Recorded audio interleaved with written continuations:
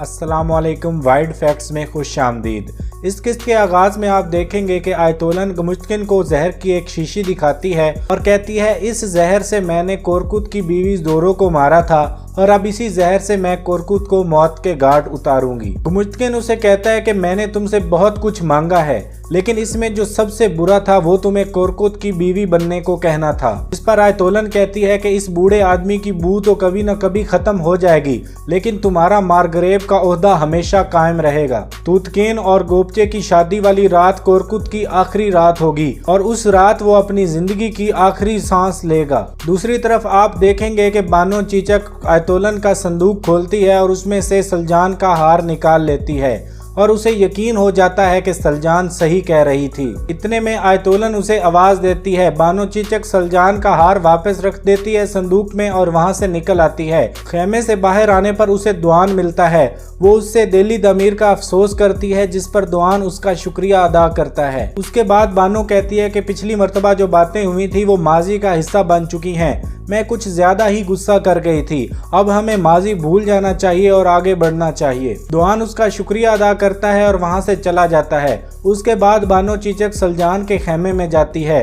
वो सलजान से पूछती है कि तुम मुझे ये बताओ कि तुम्हें आयतोलन पर शक क्यों है, जिस पर सलजान कहती है कि मैं ये नहीं बता सकती, लेकिन तुम्हें ये पता होना चाहिए कि उस औरत ने पहले कोरकुत सरदार के खेमे में जहर फैलाया है और अब वो वही जहर खैमा खानम के खेमे में फैलाना चाहती है। उसके बाद बानो चीचक उसकी गर्दन पर खंजर रख लेती है और कहती है कि मैं तुम्हारी खातिर कोरकुत सरदार के खेमे में दाखिल हुई थी और मैंने वहाँ चोरों की तरह तलाशी ली और मैं पकड़ी जाने वाली थी, इसलिए अब तुम मुझे सच सच बताओगी कि असल बात क्या है, वरना मैं तुम्हारा गला काट दूंगी। अब मुझे ये बताओ कि तुम्हें आयतोलन पर शक क्यों है, जिस पर सलजान उसे बताती है कि आयतोलन ने शादी से पहले कोरकुत सरदार के साथ नाजायज ताल्लुकात कायम कर रखे थे और मैं ये भी जानती हूँ कि गोरू खातून को भी इसी ने मारा था और इसी राज को छुपाने के लिए इसने एक बूढ़ी औरत को भी मार दिया था। दूसरी तरफ आप देखेंगे कि अर्तुल वहां जाता है जहां दिली दमीर हथियार बनाया करता था।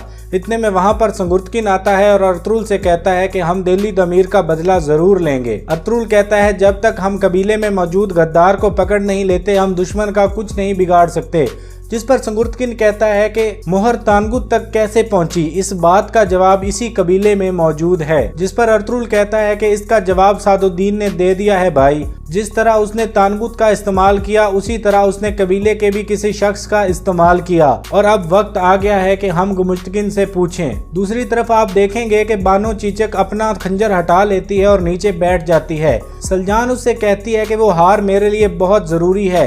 मुझे गोंचागुल ब्लैकमेल करती है और कहती है कि मैं सबको बता दूंगी कि उस बुढ़िया को तुमने मारा है क्योंकि उसके पास मेरा हार है। जिस पर बानो चीचक कहती है कि दूरू खतून मेरे लिए माँ के बराबर थी, उसने मेरी परवरिश की और मुझे पाला पोसा। उसके बाद सलजान उससे कहती है कि क्या तुम मेरी मदद करोगी, क्या तुम दूरू खतून का बदला लोगी।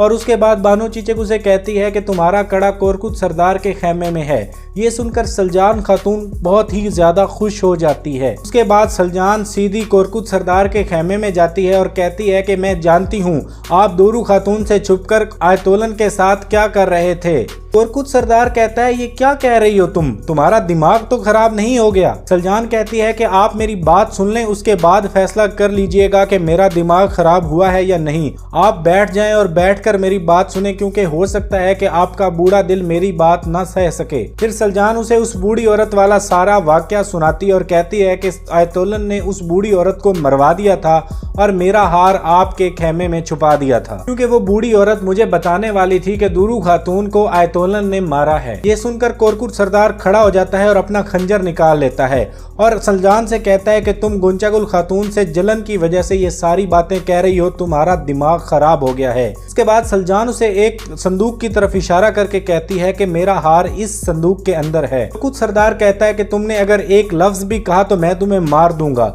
जिस पर सलजान उसे कहती है कि अगर आपने ये मसला हल ना किया तो आप दुरू खातून के दूसरे कातिल होंगे। उसके बाद सलजान वहां से चली जाती है। सलजान के जाने के बाद कोरकुत सरदार वो संदूक खोलता है और उसमें सलजान का हार देख लेता है। दूसरी तरफ आप देखेंगे कि ट्रेनिंग एरिया में गुमुश्तकिन एक सिपाही के साथ तलवारबाजी की प्रैक्टिस कर रहा था। गुमुश्तकिन उस सिपाही को गिरा लेता है। इतने में अर्तुगरुल और सुंगुर्तकिन भी वहां पहुंच जाते हैं। फिर गुमुश्तकिन सिपाहियों से कहता है कि मुझे लगता है कि तुम लोगों को कंदोकदू की ट्रेनिंग की मजीद जरूरत है। और फिर वो अर्तुगरुल से कहता है कि अर्तुगरुल भाई क्या मैं सही कह रहा हूँ। उसके बाद अर्तुगरुल कहता है कि मैं काफी अरसे से आप जैसे माहिर सिपाही के साथ ट्रेनिंग करना चाहता था, क्या मुझे इजाजत है? जिसके बाद गुमुश्तकिन उसे कहता है इजाजत है। इसके बाद अर्तुगरुल और गुमुश्तकिन में ट्रेनिंग शुरू हो जाती है। अर्तुगरुल को गुमुश्तकिन पर जाती गुस्सा भी था क्योंकि वो जान चुका था कि मोहर चुराने वाला गुमुश्तकिन ही है। ट्रेनिंग के दौरान अर्तुगरुल गुमुश्तकिन पर हावी हो जाता है और उसकी तलवार गिरा लेता है। उसके बाद अर्तुगरुल उसकी टांग पे अपनी टांग मारता है और उसकी गर्दन पर तलवार रख कर कहता है कि ये बताओ, मोहर सादुद्दीन के कहने पर कबीले से चोरी हुई है और उसी के किसी आदमी ने चोरी की है। अर्तुगरुल कहता है कि मैं सादुद्दीन के पीछे चलने वालों को इजाजत नहीं दूंगा कि वो मेरी वालदा के खेमे तक पहुंचे। उसके बाद गुमुश्तकिन कहता है कि मैं सादुद्दीन का नुमाइंदा हूँ,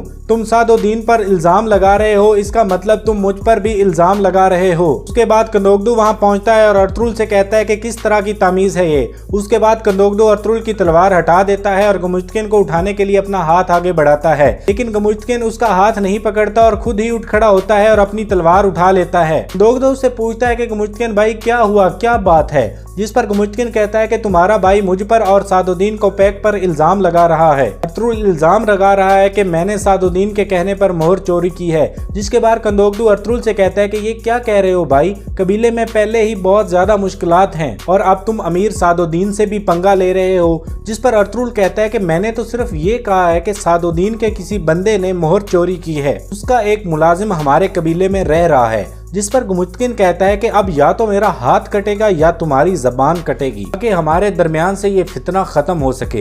ये कहकर वो वहां से चला जाता है। दूसरी तरफ आप देखेंगे कि सलजान अपने खेमे में वापस आती है और बानो चीचक को बताती है कि मैंने कोरकुत सरदार को सब कुछ बता दिया है, अब तुम्हें परेशान होने की जरूरत नहीं है। उसके बाद बानो उससे कहती है कि अब आप जो भी कहेंगी मैं वो आपके लिए करूंगी। फिर जब बानो चीचक सलजान के खेमे से निकलती है तो आयतोलन भी उसे देख लेती है और वो समझ जाती है कि ये सलजान से मिलने के लिए आई हुई थी। दूसरी तरफ आप देखेंगे कि कंदोकदू अर्तुगरुल और सुंगुर्तकिन अपनी वालदा के खेमे में पहुंचते हैं। कंदोकदू अर्तुगरुल से कहता है कि भाई ये तुम कैसे कर सकते हो, तुम गुमुश्तकिन पर ऐसे कैसे इल्जाम लगा सकते हो। शोर सुनकर हलीमा सुल्तान और हाइमा खानम भी बाहर निकल आती हैं। कंदोकदू वालदा से कहता है कि अर्तुगरुल ने अपनी जबान तेज कर ली है ताकि वक्त आने पर ये गुमुश्तकिन का सर काट सके। जिस पर हाइमा खानम भी परेशान हो जाती है और अर्तुगरुल से कहती है कि अर्तुगरुल क्या हुआ। जिस पर अर्तुगरुल कहता है कि वालदा मैं जान गया हूँ कि मोहर क्यों चोरी हुई थी और गुमुश्तकिन ने चोरी की थी। जिस पर हाइमा खानम कहती है कि जिस रात मोहर चोरी हुई थी उस रात मोहर के बारे में तुम दोनों भाइयों के अलावा किसी को पता नहीं था, फिर गुमुश्तकिन को कैसे पता चल सकता है कि कोई मोहर है। जिस पर सुंगुर्तकिन कहता है कि अमीर सादुद्दीन को भी पता था मोहर के बारे में। इसके बाद कंदोकदू और ज्यादा गुस्से में आ जाता है और सुंगुर्तकिन से कहता है कि अब तुम भी अर्तुगरुल की साइड लोगे, यानी तुम लोगों के कहने का मतलब ये है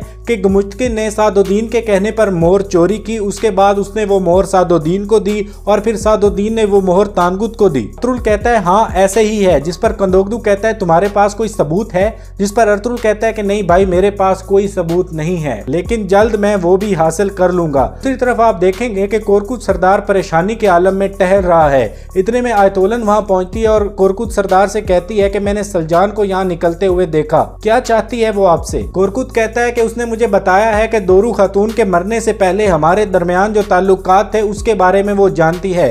जिस पर आयतोलन कहती है कि गुंजा गुल की शादी में वो औरत रुकावट डालना चाहती है, इसलिए वो कोई भी झूठ बोल सकती है। क्या कोई और चीज भी बताई है उसने आपको? जिस पर कोरकुत सरदार कहता है नहीं। फिर तूतकीन खेमे के अंदर दाखिल होता है और कोरकुत सरदार को बताता है कि आज ट्रेनिंग एरिया में अर्तुगरुल ने गुमुश्तकिन की गर्दन पर तलवार रख ली थी, फिर कंदोकदू ने वो तलवार हटाई। सुनकर आयतोलन गुस्से में आ जाती है और कोरकुत सरदार से कहती है देखा आपने ये क्या हो रहा है, इस सब के पीछे अर्तुगरुल होगा, आप अपने दुश्मनों को पहचाने, इससे पहले कि बहुत देर हो जाए। दूसरी तरफ आप देखेंगे कि गुमुश्तकिन भी बहुत गुस्से में होता है और अपने खेमे में मौजूद होता है। गुमुश्तकिन गोंचागुल खातून से कहता है कि अर्तुगरुल को इसकी कीमत चुकाना पड़ेगी, जो भी मेरे रास्ते में आएगा मैं उसे हटा दूंगा। में आयतोलन वहां पर पहुंचती है और गुमुश्तकिन से कहती है आप ठीक हो भाई, जिस पर गुमुश्तकिन कहता है कि मैं बिल्कुल ठीक नहीं हूं, मेरी सोच से भी ज्यादा अर्तुगरुल जानता है। उसके बाद आयतोलन उसे कहती है कि मेरे पास भी आपको बताने को कुछ है।